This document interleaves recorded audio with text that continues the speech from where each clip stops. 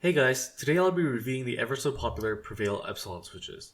These beautifully bright orange switches are composed of a full nylon top and bottom housing, a long P3 stem, and the stock switches come with 68-gram long springs. A couple important things to note: these springs are progressive springs, meaning they're coiled tightly on one end and loosely on the other. It takes less force to press on the tighter areas, whereas it takes more force to press down on longer spread out regions.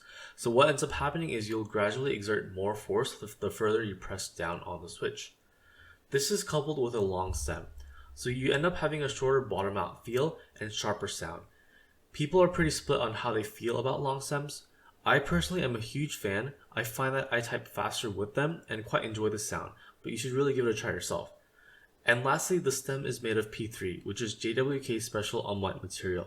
It's found in a lot of notoriously smooth switches like the Duroc Palms, so there's a lot of good things to look forward to with these switches. With that out of the way, let's get on to the sound test.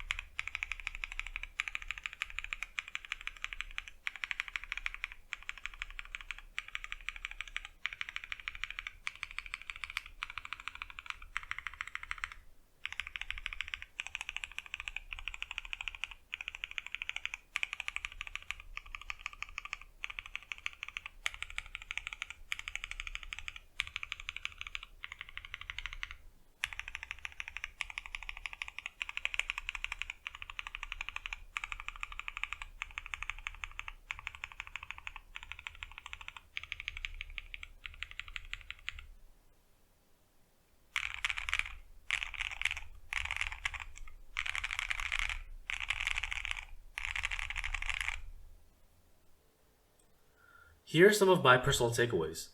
I thought the progressive spring combined with the long pole stem made for a really unique typing experience.